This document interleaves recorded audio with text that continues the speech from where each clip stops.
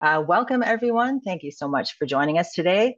Myself and Thomas are very excited to talk to you about incident response readiness.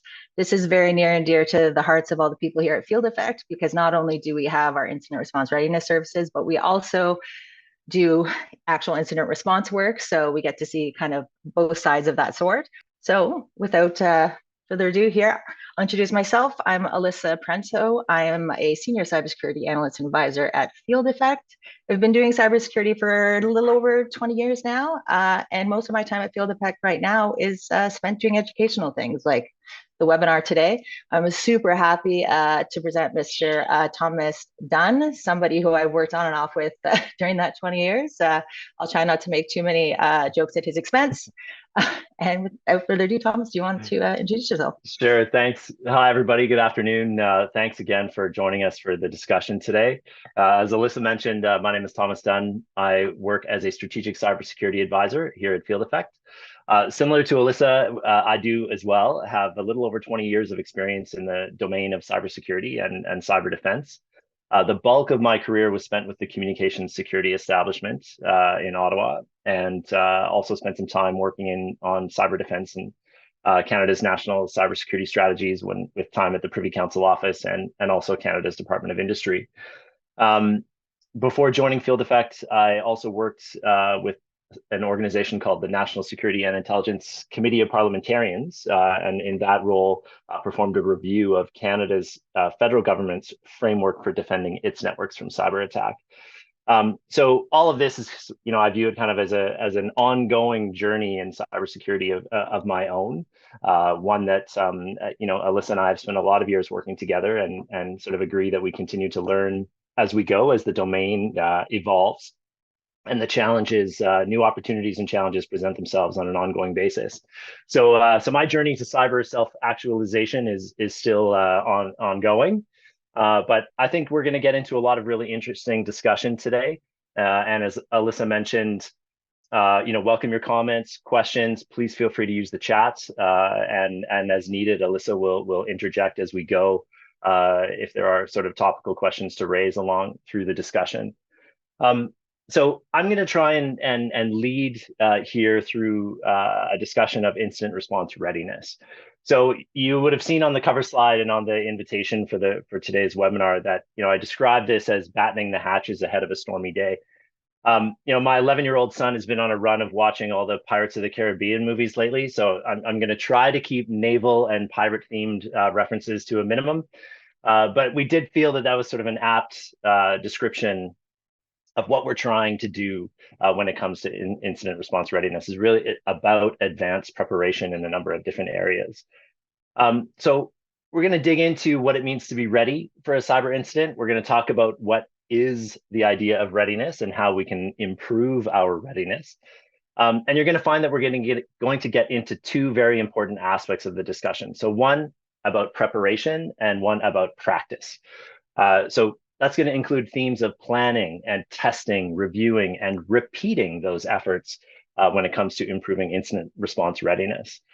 As we move through the discussion today, we're also going to turn to some information about two of Field Effect's professional services. So first, our incident response readiness service, and secondly, a tabletop exercise service. When all this is said and done, if you have questions or curiosities about those services or how we can help you improve your own readiness, we would love to talk more. And so we'll invite you to reach out at the end today, and look forward to talking to you in the future as well. So first, let's broach this topic about the challenge of cyber incident response and what that means. So according to the Canadian Centre for Cybersecurity, small and medium organizations are most likely to face cyber threat activity in the form of cybercrime that often has immediate financial or privacy implications. So in this kind of context, a lot of organizations, especially small and medium businesses, are faced with questions about what they should do strategically about cybersecurity and how they can protect themselves and their clients from harm. And in facing the prospect of a cyber attack, as common as that prospect is, how do we prepare for it? To kind of set the stage here, I thought first we'd lay out a few of what we call the realities of cyber incidents that we see, as Alyssa mentioned, in work that we do in incident response and incident response readiness. So first, the cyber incidents, they happen all the time. They're most common at the end of a week, weekends and holidays. And that timing matters because they can happen when you are least prepared or when your staffing levels are low. So that's in all likelihood, I would suggest a conscious effort at targeting on behalf of threat actors, knowing that sometimes of the week, weekends, days, holidays are when their intended victims are going to be either least aware or least protected. Second, threat actors target organizations of all sizes, various shapes and sizes across various sectors. There isn't really an area of immunity, if you will, from a potential cyber attack. So while that might mean that you're not alone in facing the risk, it also means that we all have to be vigilant to defend against it. So the third thing, threat actors commonly extort money from victims, or they use an initial cyber compromise as a vector for further attacks. So for example, an employee in an organization might fall victim to a phishing attack, but the compromise may not end there. We've seen cases where it's the first step in a wider effort to commit financial fraud and use that employee's email to access financial or banking information for an organization, or to try and manipulate relationships with suppliers or financial institutions. So we can kind of get a little bit further in this to describe that, the threats that we see, they range in sophistication, even within specific threat actor groups. So those threats are constantly evolving. And as a result, our preparation must also evolve over time and be updated to reflect changes in the threat landscape. One way to think about that is there's kind of a trickle down in a way in terms of the threat actors that we see. You've probably heard stories about advanced persistent threats, or some of the most significant cyber threat actors that are in the environment. But as over time, as more has become known about some of those actors and the techniques that they use, those techniques have perforated and proliferated down to other threat actors as well. So there's a wide range of sophistication and a wide range of capabilities that threat actors are bringing to bear against their target sets. Lastly, threat actors are going to try to take advantage of the weakest link in an organization's cybersecurity controls and practices. So that can mean their efforts at trying to target your people. It can mean targeting weak security controls that an organization might have around authentication and access to a network. So for example, whether or not employees are required to use multi-factor authentication. It can also mean targeting things that may include weak practices around vulnerability management. So whether an organization has outstanding software or operating system vulnerabilities that require patching and updates. And all in all, the threat actors that we see and observe and work to counter, they are consistent in their efforts. So they will keep trying to find that weakest link.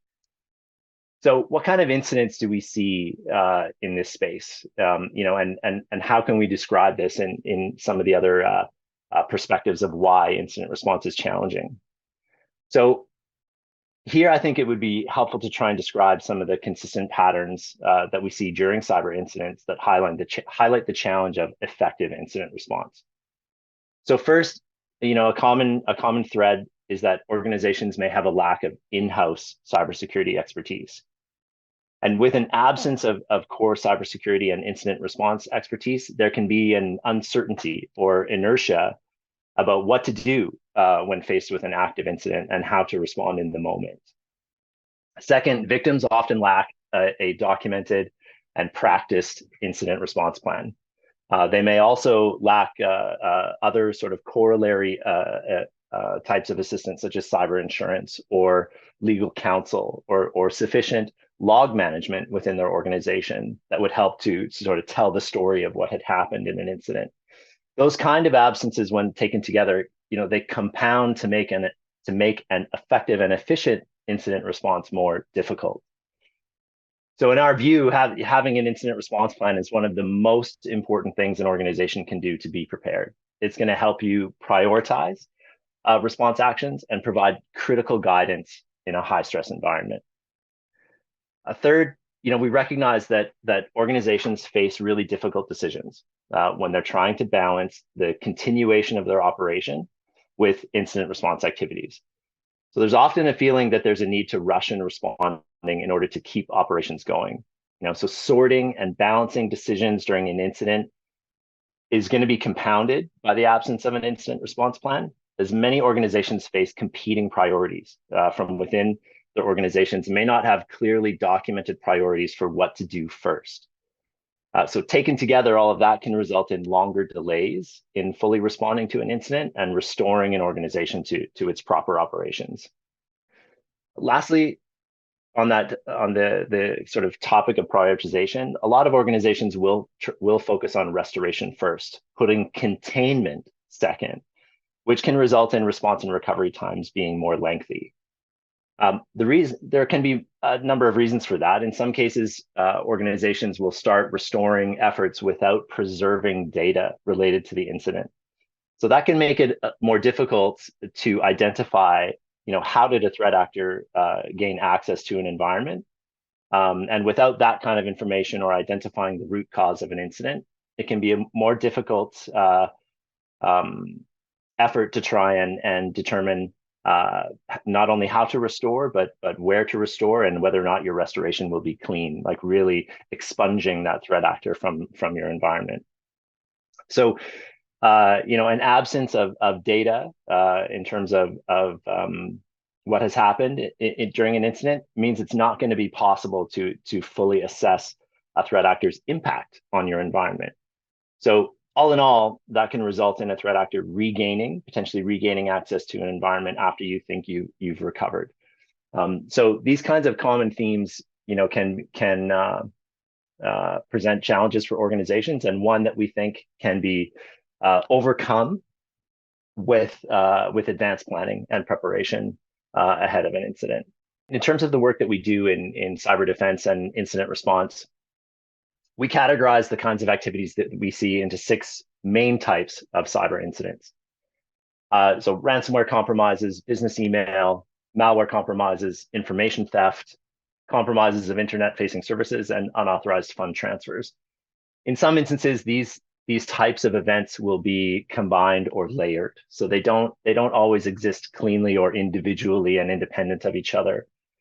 Ransomware, as I'm sure you are all familiar, at its heart, this is financially motivated cybercrime. In these instances, the threat actor's primary goal is to gain access to your organization, to exfiltrate, in many instances, sensitive information. So sometimes that might be intellectual property, it might be personally identifiable information, and then deploying ransomware in the network in an attempt to extort payment from victims, either because that will result in the decryption of their data or to prevent its publication on the internet. Business email compromises, very common in the environment. An email account compromise occurs here when a threat actor gains unauthorized access to one or more email accounts. So typically, that's going to originate via a phishing or social engineering attack that's designed to lure a victim to, for example, a fraudulent login page, or to provide credentials to their accounts, allowing a threat actor in some instances to execute malware in an attachment, or to then use that victim's credentials to enable their own illegitimate access to an account. Malware varies significantly in its function and purpose, but in all cases, it poses a significant security threat. Threat actors often use it in attempts to abuse administrative accounts or privileges in order to gain access to sensitive data, or to execute commands that allow them to do otherwise illegitimate activities, and to strengthen their presence within a network. Information theft, it can occur in a number of different contexts, including through business email compromise or malware event. But it at its heart, it's occurring when a threat actor exfiltrates or steals, corporate data from your environment, and allows them to then, use that data, again, usually in an effort for extortion and financially motivated cybercrime. Internet-facing services, compromises of things such as web applications, web servers, or email services. These are prime areas of interest and targets for threat actors because they are initial means of access into an environment. Unauthorized fund transfers here again, these, as I mentioned, often would be one layer involving some of the other types of activities as well. Again, at its heart, financially motivated cybercrime, in many cases enabled through phishing and social engineering attacks, or some combination of them, where the threat actor is looking to lure a victim into performing, a debit or credit or bank transfer to an account under the attacker's control. In this kind of, a prime example of this would be, if a victim receives a fraudulent email from a compromised email account, and where they're receiving a request to update, for example, their banking details for an outstanding payment is a really common attack vector. And in that case, the victim is convinced to then send payments to the attacker's bank account. Let's turn now to a bit of a different sort of take on this conversation about, instead of, what we see in the environment, but what does it mean to be ready for an incident? In a recent webinar, we talked about the defense in depth approach, of which incident response preparation and readiness is a big part, and you'll see it second from the top on the right here on this image. Defense in depth is really about applying layers of protection, where ideally you're making the bullseye on your organization as tiny as possible. So, defense in depth, no single intervention is going to be perfect at preventing a cyber attack, but multiple layers of protection are going to improve success in defense. So the same is true within each one of these aspects. So in incident response as well, it's in an incident response readiness. It's not just one thing. It is also a layered approach, and a critical aspect to improving your ability to withstand attempts at cyber attack, or if an event should happen. The purpose here is not to avoid it completely, which is unlikely, but it's about being able to withstand it if in the event that it should happen. So what are these kinds of layers and parts of readiness? So kind of questions that we would ask when we speak with organizations about the nature of their current readiness. We ask them questions like whether or not they currently have an incident response plan.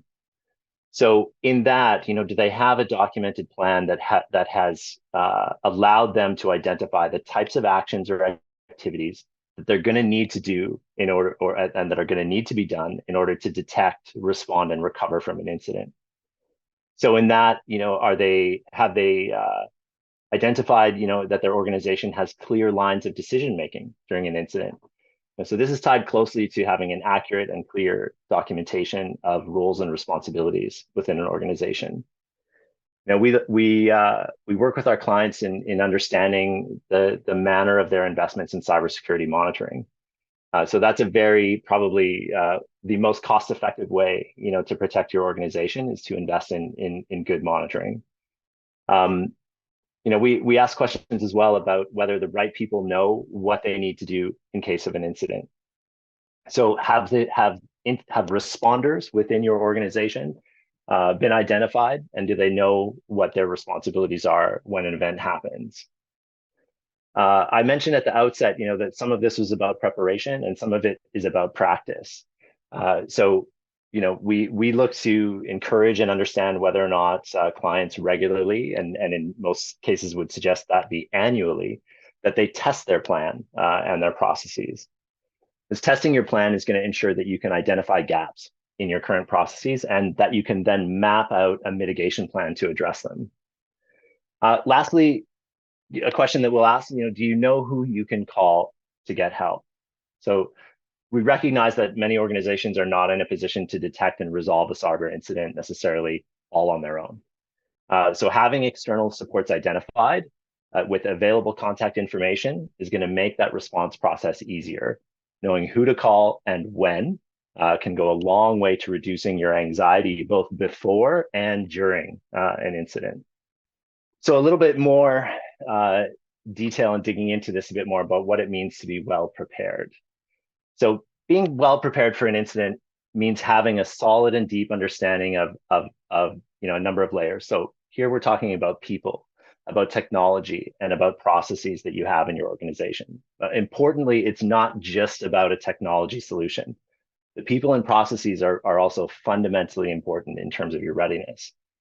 So it's about knowing when to do what and putting that understanding into practice, knowing that during an incident, you need to be able to use and call upon what you know.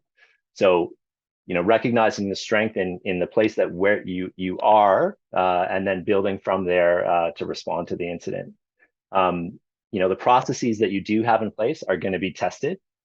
So your preparation in advance is kind of like long, slow runs that a person would do to train in advance of a marathon. The more that we can prepare and practice ahead of time, the more we can reduce stress, panic, and anxiety during an incident. So we look at a number of different key areas, and trying to break this into some categories. So we talk about threat ecosystems. So this is understanding both your internal and external ecosystem, so that you can identify how to reduce your threat surface. So here, we're bringing an understanding of some of the most common threat actor tactics, of how they're trying to exploit and compromise systems. Thinking about how an organization manages its accounts or its operating system and software application updates and its network design. Overall, sort of thinking about it from the concept of where do vulnerabilities lie and how can we mitigate them. Security solutions. This is really about understanding the technology solutions you use to protect your environment and the different technologies that you have that enable your business to run. In terms of roles and responsibilities, here, again, it's clearly understanding and documenting who's supposed to be doing what and do they know what their responsibilities are. Clear lines of decision-making and authority are vitally important because they need to be aligned closely with those roles and responsibilities. High-value assets. Being well prepared really does involve a critical role of knowing the most important things for your business. So what are the systems that keep your business running, and how can we ensure that they are identified and prioritized so that they receive due attention at the right times in the event of an incident? Backup management. To recover during an incident, we need to know that we have safe data to use. So that means data that's not been compromised by a threat actor's presence.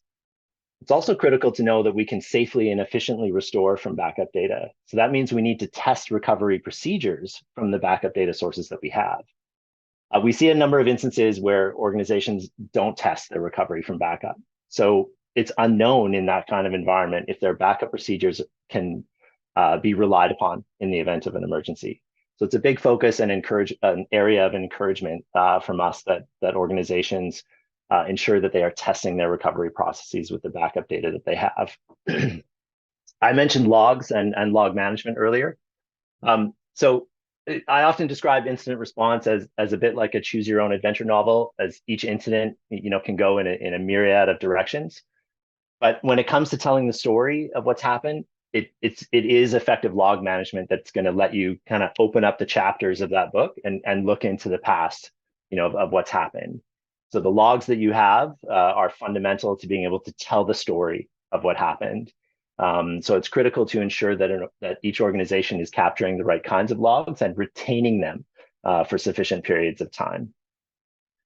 Lastly, recovery. This is all about ensuring that your process is identified for restoring your operations in the right order at the right time. So the ability and the degree to which an organization has identified its high value assets and tested its backup procedures is going to help to ensure that the recovery process is efficient and effective and happening in the order that will result in the quickest return to normal operations. Yeah, in terms of some high level kind of summary statements of the benefits of being ready in advance and preparation.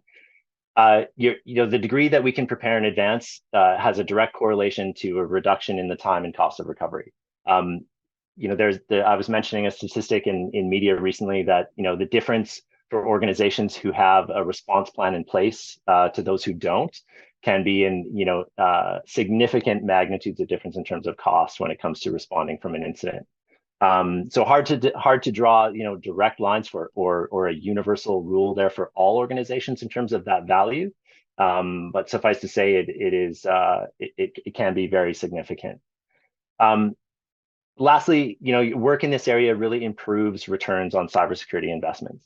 Readiness in advance is going to help prioritize where attention needs to be given, and ensuring that when investments are made, that they're made in the right places at the right times to give the greatest return for the greatest amount of protection. And lastly, one other area directly worthy of mention here, and that's that improving readiness does have a really strong correlation to the human element, and that is about reduced stress. Incidents, when they happen, are really stressful times for employees and responders. Nobody likes to go through it. So the degree to which we can plan in advance and improve our readiness really reduces anxiety and reduces stress for employees and incident responders alike. There is a cycle, if you will, to developing resilience and incident response. So in our view, a straightforward way to try and capture this is to consider 5 elements. So first, secure your environment, ensuring that you have a security monitoring solution in place. Second, preparation, readiness in advance, doing what you can to be ready before an incident happens. The primary focus here, developing an incident response plan.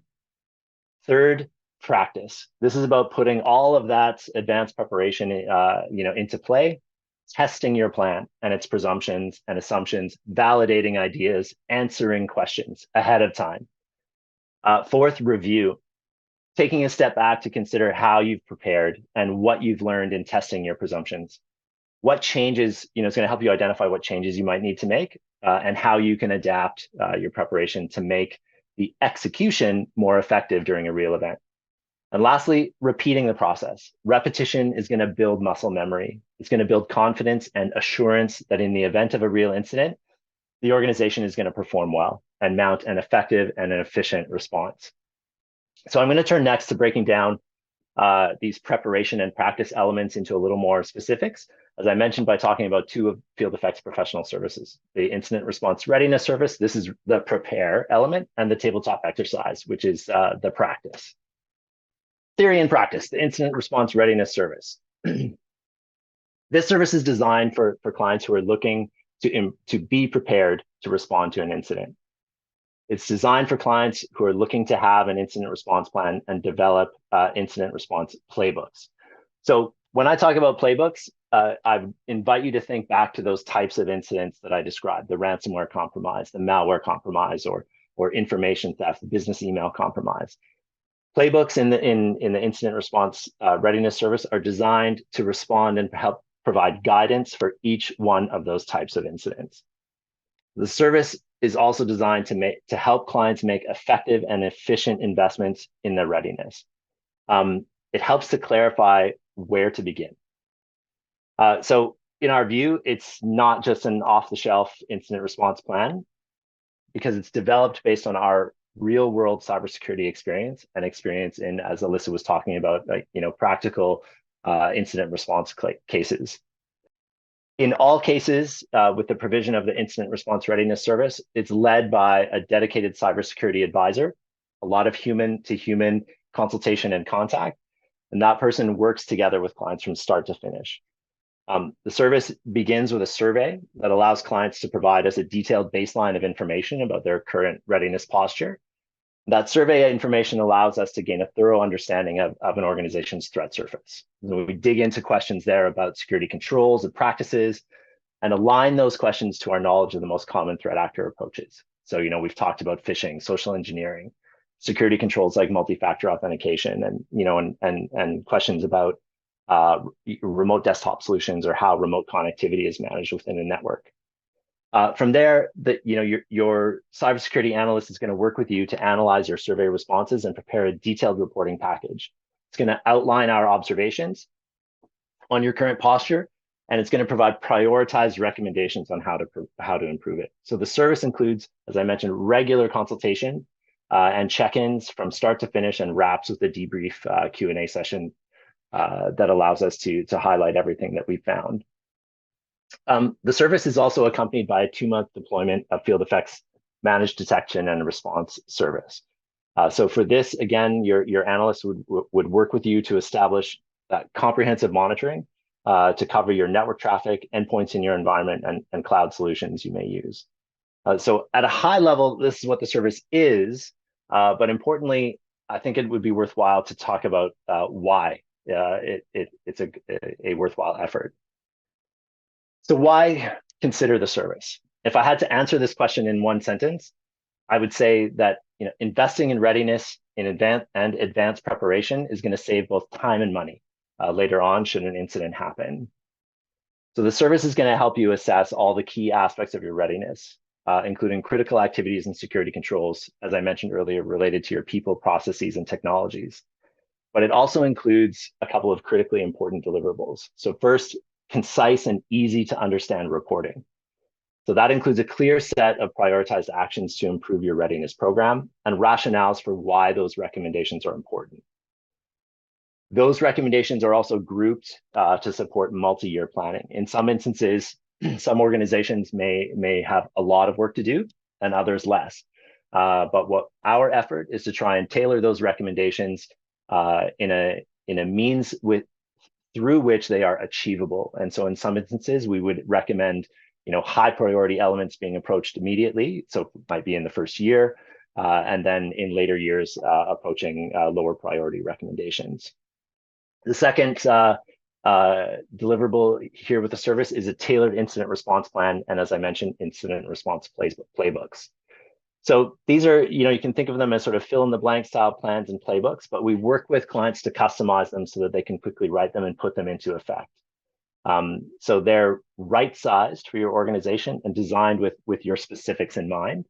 And as I mentioned, those playbooks are customized for the 6 main types of cyber incidents that I had described. So I'll move on now at this point to turn to tabletop exercises. Thomas, could I just, we did have a question. Sure. One of the viewers was asking if Field Effects sells like an IRP, an incident response plan template. And I wasn't sure if it was going to come up. So did you want to speak to that? Because I know that we have a template as part of our services, but did you want to kind of clarify that? Yeah, the template is provided as part of the service. So it is, in our view, having an incident response plan, we begin with a template and then work with clients to adapt it to be, the most effective for their purposes. But we would recommend, that certainly having a plan is important for all organizations, regardless of size. So yeah, so just to summarize, so we don't necessarily sell a template on the side, but it is part of our services that we offer. So from preparation, planning, theory, practice, now to the tabletop exercise service. So here, we're looking to take the theory and put it and test it. So the tabletop exercise service is designed for clients who are looking to ensure that they are better prepared to respond to an incident. It's about practicing, evaluating, and validating an organization's incident response plan and building the muscle memory ahead of an incident that is most effective and of great advantage when an incident happens. The exercise also helps to identify areas of improvement, but importantly, to do that in a safe environment. So, when an incident happens, it's very much trial by fire and can be, but creating a safe environment to test a plan in advance can be a great way to identify if there are gaps in current procedures or practices, and then how to prioritize their mitigation before an event happens. As with the readiness service, the tabletop exercise is also developed based on what we see in real world incident response cases and threat actor tactics. So here too, the service is accompanied by a dedicated cybersecurity advisor. So much like a master of ceremonies, your cybersecurity advisor works with you to design an exercise scenario that can be lightly tailored to what the needs that you have and specifically set to your environment. The idea there is that the exercise should look and feel as real as possible for your participants, which in our view enhances the outcome and the value that they're going to take from the discussion and the time spent. So your cybersecurity advisor works as your facilitator, both in planning the exercise, but also executing it through the live exercise on the day of. Why do a tabletop exercise? Well, very much it's going to help you practice and refine your incident response readiness. It's going to help you explore and discuss possible response actions and considerations at each step of incident response. That includes evaluating, the end-to-end considerations of the processes that you have. And as I mentioned, again, in a guided and stress-free and informal setting. The objective here is to improve the ability to triage events as they happen, to escalate decisions when that's necessary, and to address critical and concurrent cybersecurity issues, pardon me. In exercises that we've done, the most meaningful aspects are often the spur of the moment conversations and questions that members of an organization ask each other. So your facilitator works with you to provide prompts based on the tailored scenario, and then to guide conversations to meaningful places. So as an example, often participants want to explore their organization's thresholds for decisions. That might include when to notify employees or stakeholders about the fact that an incident has happened. It might include discussing what their common understanding is, or position on engaging with a cyber threat actor who's left them a ransom demand for their data. Organizations often wish to dive deeper into considerations around communications, and on understanding that is communications both internally and externally. So both with employees and with the wider community, or public or regulatory agencies, as is often the need. We often discuss with organizations as well the need to understand their legal obligations pertaining to personally identifiable information and data breaches. So for some organizations, depending on their jurisdiction or depending on their industry or sector, they may be subject to different obligations or legal regimes in those kinds of areas. All this to say that one of the most positive aspects of a tabletop exercises is that these sorts of questions can be explored in an open and a collegial and a stress-free environment. Our role there in facilitating the exercises is ensuring that all of those kinds of questions, suggestions, reactions, that they're all welcome from participants. Sorry, just we got actually a really good question. Sure. One of the viewers was curious if the tabletop exercises are sold standalone, or like if the earlier IRP planning is required as a prerequisite. I just wanted to mention that I did get an answer. I already reached out to all of our bosses. So there, just to confirm, I don't want to get Thomas or myself in trouble. There is no prerequisite. These products can be they can be bundled together, but they can also be sold alone. And what we do suggest is, contacting us and having the conversation, because we might be able to help you understand which one would be most beneficial to do first by second, depending on where you are, like in your cybersecurity journey. But just confirmed that there is no prerequisite. And thanks for the great question. Yeah, that is a great question. And thanks, Alyssa, for interjecting. We've had this kind of conversation with clients about when to, which to consider doing first. And in some cases, organizations, for example, if they already had an incident response plan, they might want to test it, before, as an initial means to then, enhancing it or improving it, and then doing a more comprehensive readiness service and the survey and consultations that accompany it. Other organizations have been in the view that since they don't have an existing plan, that they've started with the readiness service and sort of gleaned a broad but comprehensive set of recommendations, for their threat surface and improving their processes and procedures, and using all of that to develop, their incident response plan, socializing that plan with their organization, and then testing it through an exercise. So just a couple of last comments here in terms of that cycle that I described. Just hitting on these points again, secure, prepare, practice, review, and repeat. The securing your environment by establishing security monitoring, very much the most cost-effective way to protect your organization. Ensuring that your monitoring includes endpoints, that it includes your network data and your cloud presence, knowing that most organizations do have, our lives exist in the cloud now. Preparing, developing your incident response plan, having that plan, knowing that the more you can plan, the more you can save time, money, and anxiety before an incident happens. a good plan is going to hit on a lot of the themes that we talked about today: roles and responsibilities, identifying your high value assets, talking about your backup and recovery processes and procedures, and knowing what your communications plans would be in the event of an incident.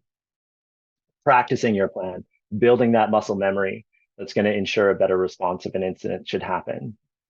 And lastly, reviewing and repeating, reviewing your security monitoring, reviewing your plan and your testing. When taken together, you can really identify the areas where improvements can be made and then prioritizing them in an appropriate fashion. Efforts at review also going to help you discover and highlight the strengths in your current practices to make sure that you continue doing the good things you're already doing. And lastly, beginning again, the more we repeat these kinds of processes, the more it's possible to kind of enjoy the journey in cybersecurity and kind of, knowing that that we've done everything that we can do in advance of an incident to make sure that we're as ready as possible.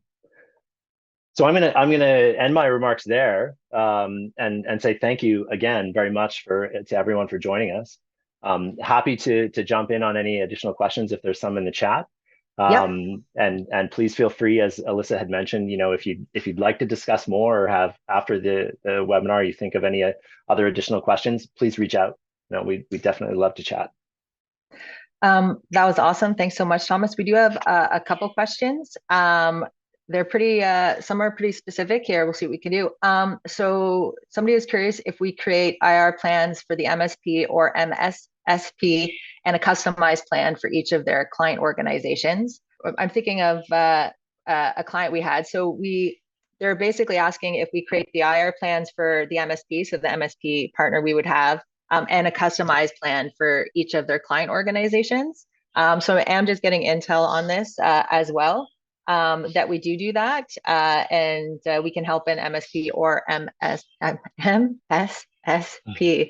with that, both with their environment and their client environments. We can do it for both, and we have done absolutely. it for both. I was trying to remind Thomas about some work we've done. Yeah, you're right. We have, and I think that it's with both of the services that the readiness service in some instances, there's definitely a need for the client and the MSP or MSSP organizations to work together. In some cases answering or providing information related to the survey and the kinds of questions that we're after. There can be roles for both organizations in terms of providing information and knowing where the lines exist or the lanes in the road exist between the organizations and their relationship. Yeah, I would say at the end of the day, reach out and we can have that conversation. But that's definitely work that we do. I have a couple more questions. I know we have hit the 1:45, but if anybody wants to stick around, we'll take a couple minutes to answer these. And if questions keep on coming in, we'll even include a document as a follow-up where we have them answered. Somebody was asking, as an MSP, where is all the data stored? That's tricky because it depends on how you deploy our products.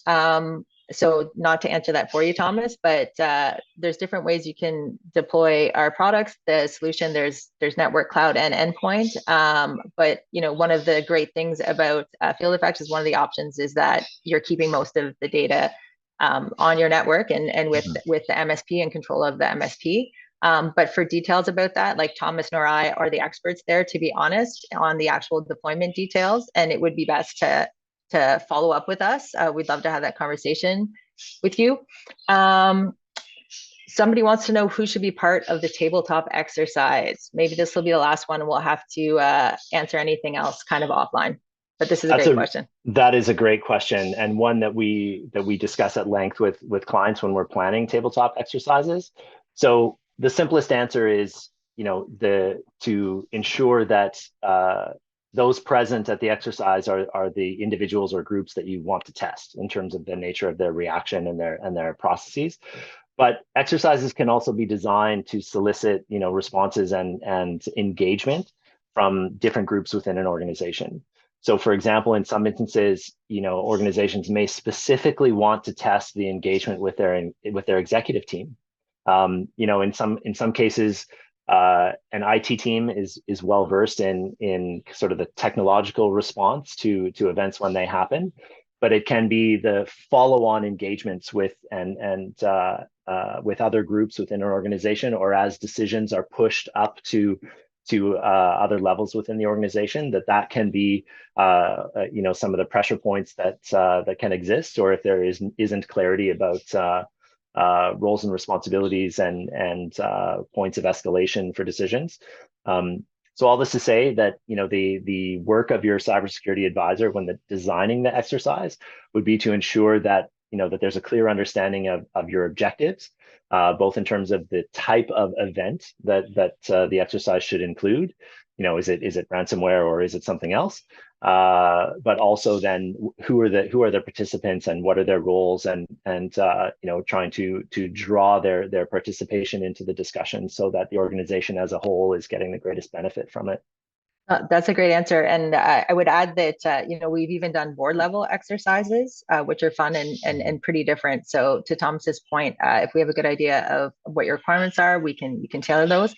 There's been a couple of questions about duration of engagements and, a rough ballpark pricing that. I can see about what we can include in the follow-up email. But if you reach out to us, then we can have those conversations. And the time and effort in these two products can be different depending on everything kind of Thomas just noted in the tabletop exercise, for example. The complexity will determine the amount of prep time. But if you want to have a more detailed conversation, then please reach out. And we can see we do have data sheets for these services. And I think that it might be useful if we add those to the follow-up. So we'll see about getting those out to you as well. Just maybe we can pre-answer some of the questions, but for anything more detailed, please reach out. Like Thomas said, we'd love to talk to you. Thank you guys so much for joining us today and giving us your time. We super appreciate it. And Thomas, thank you so much for a great and engaging presentation. Thanks, everybody.